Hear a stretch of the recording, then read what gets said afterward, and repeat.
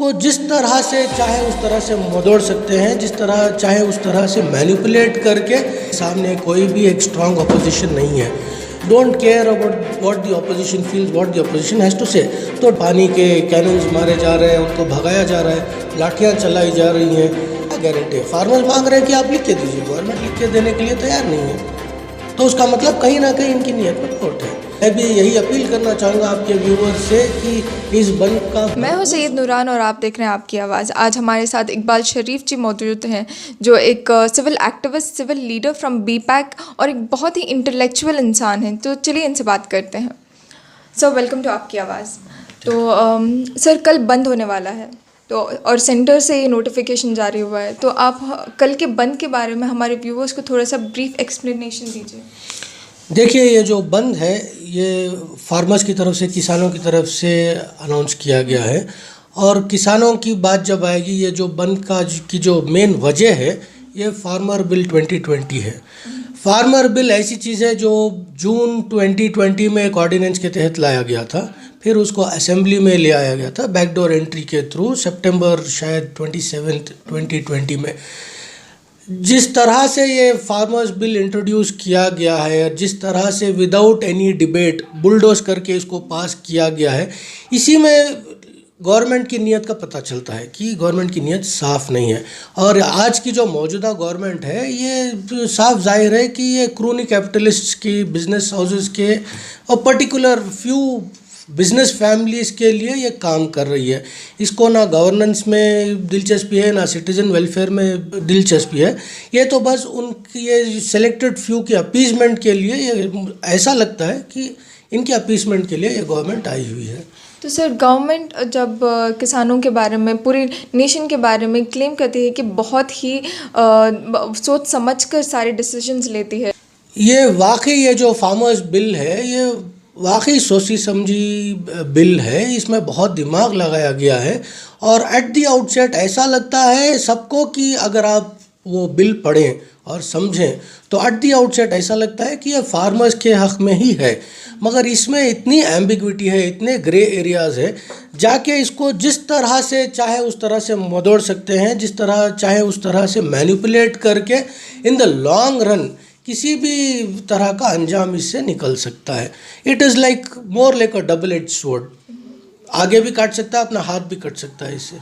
तो sir, 14 different other opposition parties भी इस फार्म्स बिल के लिए साथ में खड़ी हुई है, प्रोटेस्ट के लिए, बंद के लिए साथ में खड़ी हुई है।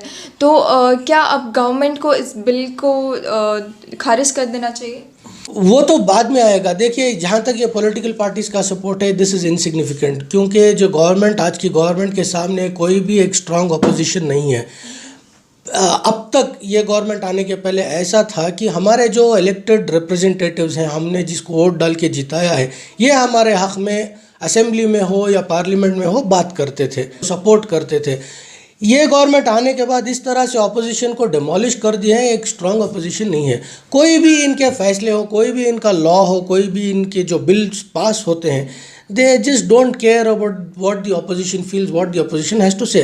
तो डायरेक्टली सिटीजन्स और गवर्नमेंट के बीच में बार बार ये आके ये कॉन्फ्लिक्ट आ रहा है। जैसे आप हाल में जो एनआरसी का था, उसमें अपोजिशन का कुछ नहीं था, लोग सड़क पे उतर रहे थे। तो इसी तरह से आज किसान सड़क पे उतरा है। पहले तो एक कम्युनिटी वाइज टारगेट किया जाता था, आज सारे सिटीजन्स को। किसान मतलब ये जो हल चलाते हैं वही किसान नहीं, आप भी किसान की फैमिली के हैं, मैं भी किसान की फैमिली का हूँ, सब लोग किसान की फैमिली में हैं। मैं बताता हूँ कैसे। हमारे जो एंसेस्टर्स थे वो कभी ना कभी किसान थे, या उनके एंसेस्टर्स जो शुरू में जब कुछ भी नहीं था तो लोग, पेट तो था, लोग खाना तो खाते थे, कहाँ से खाते थे? तो सब किसान ही तो थे, वहीं से आए हैं ना। थोड़े लोग वो प्रोफेशन में रुक गए, थोड़े लोग आगे निकल गए, सिटीज़ बन गए, शहर बन गए, तो हम लोग शहर में बसे हुए हैं। मगर उधर जो किसान जो कर रहे हैं, हज़ारों साल पहले तो सब किसान ही थे, तो हम सब किसान के बच्चे ही हुए। तो इस तरह से मैं मानता हूँ कि ये जो फार्मर्स के साथ जो एंटी फार्मर बिल्स आए हैं, जो फार्मर्स के साथ जो ज़्यादती हो रही है, ये सिर्फ फार्मर्स पे नहीं, हर इंसान पे हो रही है। इसीलिए आज देखिए प्रोटेस्ट होता है दिल्ली में। नवंबर पिछले महीने से लोग उधर जाके दिल्ली में बैठे हैं, हुकूमत से बात करने की कोशिश कर रहे हैं, उन पे पानी के कैनन्स मारे जा रहे हैं, उनको भगाया जा रहा है, लाठियाँ चलाई जा रही हैं। किस लिए? For what is all this? तो क्या सरकार फार्मर्स से डर गई है जो इनके ऊपर इतना जुल्म कर रही है?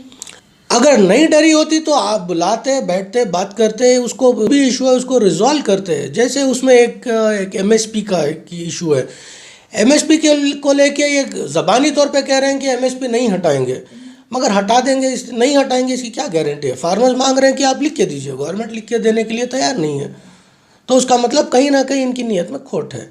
प्रोटेस्ट जब होता है, बंद की तैयारी क्यों होती है, बंद क्यों करना पड़ता है? जब गवर्नमेंट सुनती नहीं है, पहले लोग एक रिप्रेजेंटेशन देते हैं, नहीं मानते हैं तो रोड पे आते हैं, प्रोटेस्ट करते हैं, फिर तब भी नहीं मानते हैं तो टू क्रिएट दैट मोमेंटम बंद को अनाउंस किया जाता है।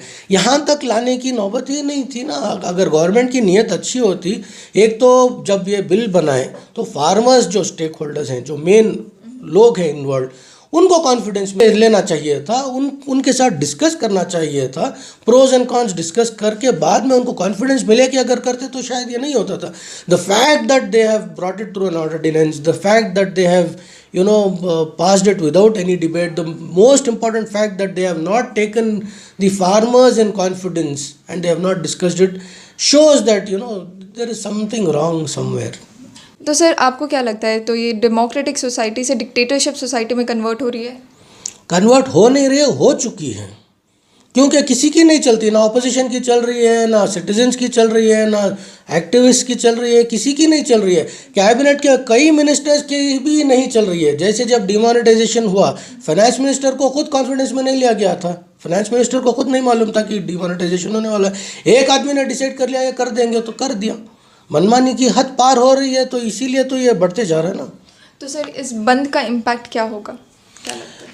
देखिए, ये बंद कल भी एक मीटिंग हुई हमारे बेंगलोर शहर में, तमाम मुस्लिम मस्जिद फेडरेशंस और तमाम जमातों की एक बैठक हुई। यहाँ डिसाइड किया हुआ है कि कल जो है, यानी दिसंबर 8 तारीख को, ये जो दिल्ली में और ऑल इंडिया बंद का जो ऐलान हुआ है, उसमें बेंगलोर में और कर्नाटका में लोग ज़्यादा से ज़्यादा सपोर्ट करने के लिए अपील की गई है। बंद का मतलब क्या है कि सारे कारोबार बंद हो, ट्रैफिक नहीं हो, पब्लिक नहीं हो रोड पे, तब लोगों को अवेयरनेस ज़्यादा फैलता है कि बंद किस लिए किया है। अवेयरनेस लोगों को मालूम होता है ना कि ये वजह है, ये प्रॉब्लम है, इसीलिए बंद किया है। कल मेरे हिसाब से बंद होना चाहिए इन support and solidarity of the farmers. मैं भी यही अपील करना चाहूँगा आपके व्यूअर्स से कि इस बंद का भरपूर सपोर्ट करें। Thank you so much sir. तो जैसे आपने सुना कि इकबाल शरीफ फार्मर्स की सॉलिडारिटी में ये कोशिश कर रहे हैं कि बेंगलोर में पूरी तरह से बंद हो और यहाँ के लोग, हमारे इंडियन फार्मर्स की, बेंगलोर के सिटीजन्स फार्मर्स की भरपूर सपोर्ट करें। आप बने रहिए आपकी आवाज़ के साथ। मैं सैयद नूरान।